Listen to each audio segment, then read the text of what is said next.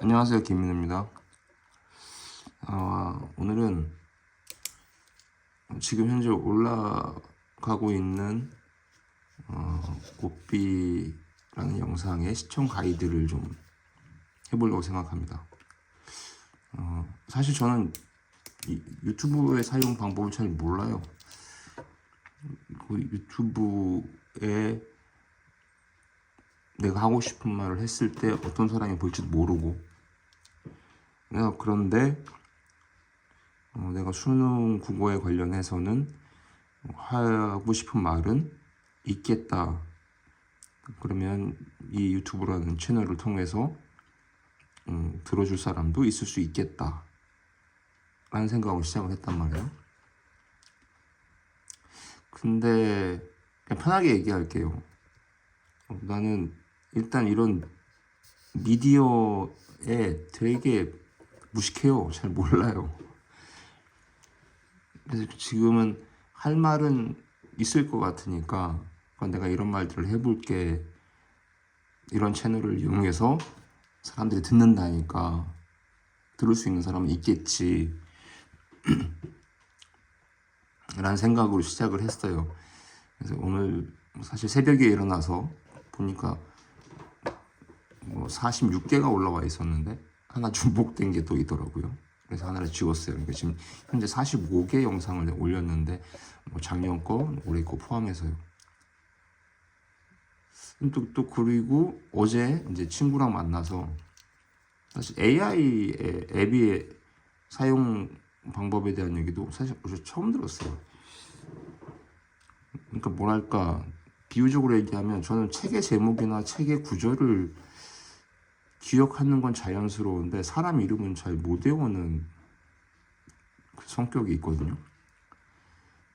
그러니까 이런 채널을 통해서 사람들이 내가 하는 말을 들어줄 수 있겠다. 많은 사람들이 이런 채널을 사용해서 자기가 하고 싶은 말을 한다. 그렇구나. 그럼 나도 적어도 수능 국어에 대해서는 어느 정도 할 얘기가 없진 않다. 그럼 해볼까? 했던 거죠. 그리고 오늘 새벽에 일어나서 이렇게 보니까 제 영상이 다 세로로 배열되어 있더라고요.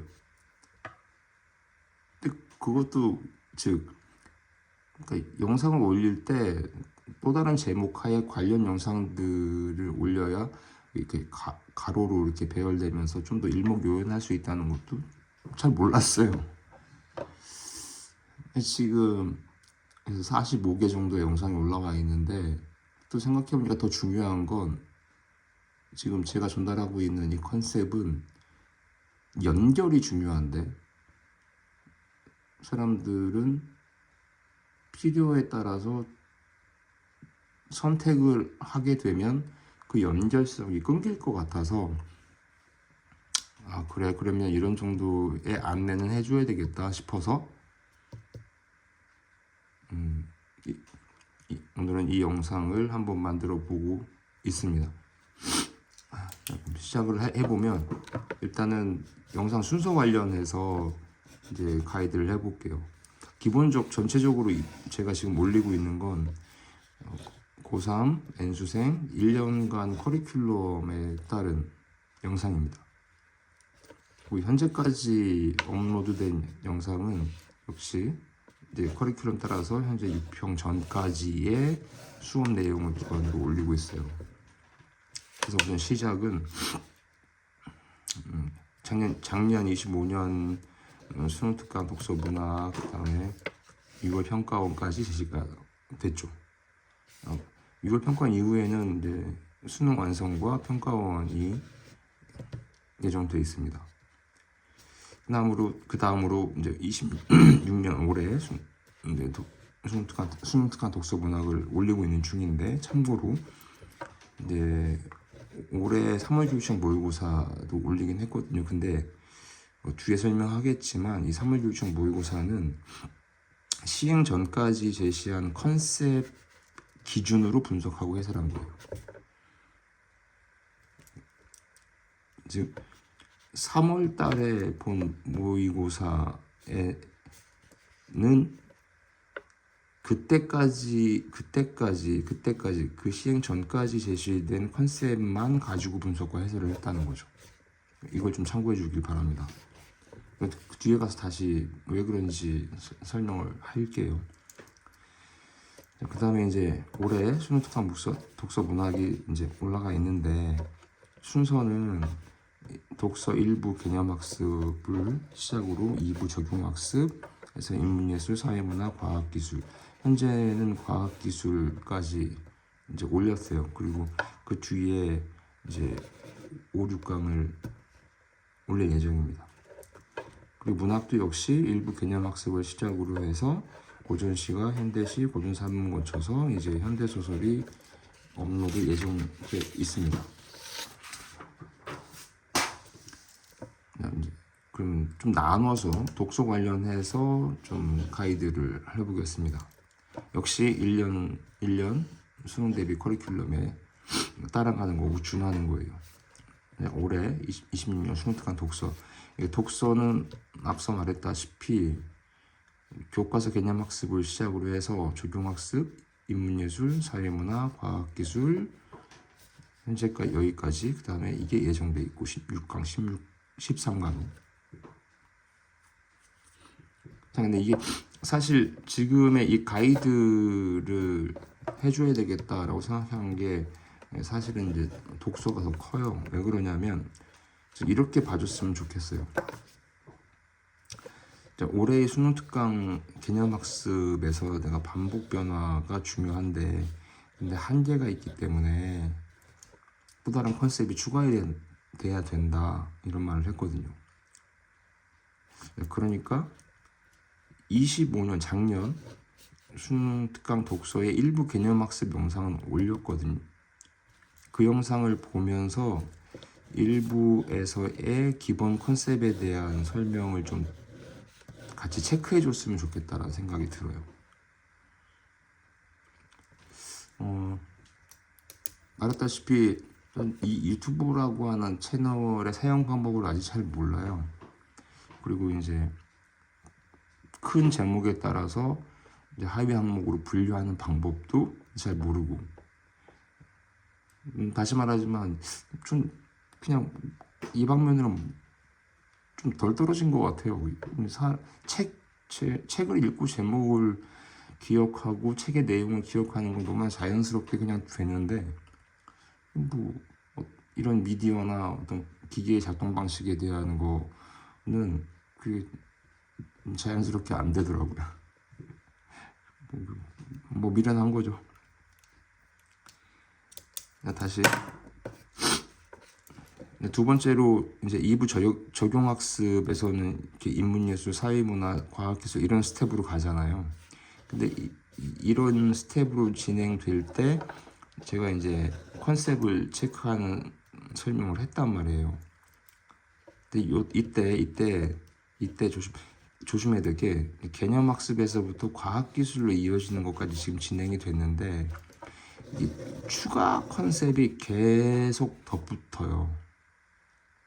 추가로 제시되는 컨셉이 계속 덧붙는다는 거죠. 근데 현재까지의 핵심은 이제 1, 2부를 거치면서 그 독서 읽기 컨셉을 결합하는 걸 확인하는 게 이제 중요하거든요. 그래서 정리해서 얘기하면 이걸 좀 주의해줬으면 좋겠어요. 만약에 인문예술, 사회문화, 과학기술 이런 식으로 지금 현재 수능 특강은 순서가 되어 있잖아요. 근데 이 중에서 특정 파트가 약하다고 해서 이제 그 부분만 보면 그 텍스트를 분석하는 게 느슨하다거나 아니면 복잡하다거나 느껴질 수 있어요. 왜냐면 예를 들면 자기는 과학기술이 약하다고 했는데, 그래서 봤는데 복잡하다. 나는 인문예술이 껄끄러운데 해서 봤는데 이 정도만 분석해가지고도 가능한가? 이렇게 느슨하다는 느낌이 들 수 있다는 거죠. 그런 느낌이 왜 그러냐면, 지금 제가 제시하는 고삐는 독서 1년 커리큘럼 기준으로 즉 6평 전까지 수능 특강을 목차에 따라서 이제 컨셉을 제시하고 있거든요.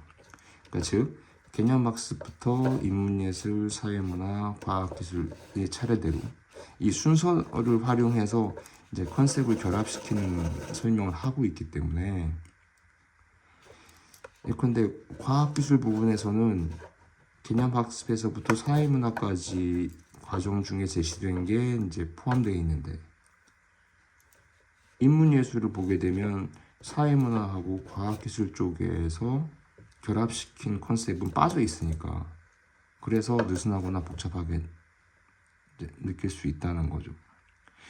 그래서 이걸 좀 주의해 줬으면 좋겠어요. 그리고 이것 때문에 사실 그러면 오늘은 이 말을 좀 하고 가야 되겠다라는 생각을 한 겁니다.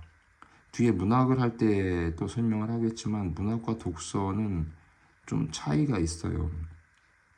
그러니까 문학은 뭐 시, 뭐 소설 각각의 독특한 특징이 있기 때문에 개별적으로 접근을 해도 상관이 없는 측면이 있는데 독서 같은 경우에는 파트의 제목은 인문예술부터 과학기술, 나중에 뭐 주제통합 다 있지만 타이틀만 이렇게 달려있지 텍스트를 읽는 것 자체가 그 문학처럼 파트마다 특정 파트마다 문학처럼 특수성이 있는 건 아니거든요. 물론 이제 과학기술을 할 때 이제 최근 올린 영상이 과학기술이지만 과학기술의 뭐 독특성 이런 건 있을 수 있어요. 그럼에도 불구하고 독서는 전체적으로 어떤 파트가 됐든 어떤 분야를 이제 말을 하건 독서 텍스트의 특징은 전체를 관통하는 게 있어야 되기 때문에 문학처럼 시 따로 소설 따로 이런 게 특수성이 약하단 말이에요. 다시 말하지만 지금 제가 나는 이런 말을 하고 싶어요. 이거 한번 들어봐요 라고 말하고 있는 것 중에 핵심은 지금 개념 수특을 기준으로 개념학습에서부터 인문예술, 사회문화, 과학기술 거쳐서 개념학습에서 전달해야 될 거, 그 다음에 인문예술에서 전달해야 될 거, 개념학습 추가, 그 다음에 개념학습과 인문예술에서 설명한 거, 사회문화의 추가, 그 다음에 개념학습부터 사회문화까지 설명한 컨셉을 다시 과학기술에 추가, 이런 식으로 가고 있거든요. 그래서 오늘 이제 가이드 영상을 올리는 이유가 큽니다. 그다음 문학 관련해서 또 가이드를 좀 해보자면 다시 말하지만 일단 문학은 현대 고전을 같이 다뤄요. 그리고 역시 이것도 1년 수능 대비 커리큘럼에 준하고 있습니다. 지금 현재 말하고 있는 이 내용은 어떻게 보면 최소한 6평 이전의 1학기의 나이의 수능 대비 스텝이라고 생각해도 뭐 괜찮아요. 20년 올해 문학으로 일단 현재까지 제시되어 있는 거는 1부 교과서 개념학습, 그 다음에 2부 적용학습에서 순서대로 고전시가 현대시, 고전산문 소설, 그 다음에 현대소설이 예정되어 있죠. 이거는 이제 조만간에 올릴 예정입니다. 그러니까 이 영상들이 올라갔을 때 여러분들이 보는 방법은 첫 번째, 올해 수능 특강 일부 개념학습에서 문학 파트 전반의 컨셉을 제시했거든요.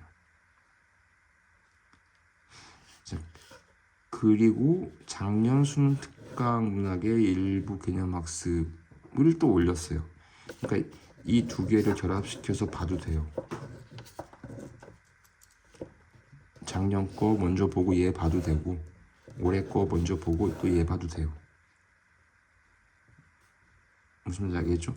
아무튼 얘 두 개는 문학 파트 전반에 대한 컨셉을 제시하는 부분이기 때문에 지금 아까도 말했지만 제가 유튜브 활용 방식을 다 몰라서 영상을 통해서 나랑 만나게 되는 사람들의 편리함을 주지 못하고 있는 것 같아요. 그래도 이 사람 말 중에 들어볼 게 있겠다 싶은 사람들은 그뭐 기왕에 볼 거 이렇게 제시되는 내용대로 한번 사용해 봐 줬으면 좋겠어요. 그리고 지금 또 퍼뜩 생각이, 사실 제가 고삐라는 타이틀을 단 이유는 뭐 좀 어려운 말로 하면 사실 라틴어에서 따온 말이었어요. 이렇게 마누스라고 하는 뜻인데 이제 이게 영어의 매니지라는 것의 어원이 되는 단어였단 말이야. 근데 그 매니지는 이제 다루다, 경영하다 뭐 이런 뜻인데, 근데 난 영어는 뭐 잘 못하지만 이렇게 쓰인다고 하더라고. 예를 들면 뭐 can you manage? 뭐 그 사람들은 경영할 수 있어? 이렇게 이제 느낄 수 있는데, 근데 그거는 좀 더 관념적이고 더 즉각적인 말은 can you manage it? 하면 manage가 바로 마누스에서 비롯된 영어 단어예요. 할 수 있어? 이런 뜻이라고 하더라고요. can you manage it? 할 수 있어? 거기에서 이제 착안을 해서 그럼 여기에 해당하는 우리말이 뭐가 있을까 생각하니까 고삐라는 단어가 떠오르더라고요. 고삐는 이제 말에게 적용되는 거잖아요. 말에게 고삐를 채우면 그 말을 자기가 원하는 방향이나 원하는 곳으로 다룰 수 있게 되는 거죠. 그래서 그럼 수능 국어라고 하는 거를 좀 원하는 대로 잘 다루게 해주고 싶다라고 하는 취지랑 부합되는 것 같아서 그 제목을 고삐라고 정했었거든요.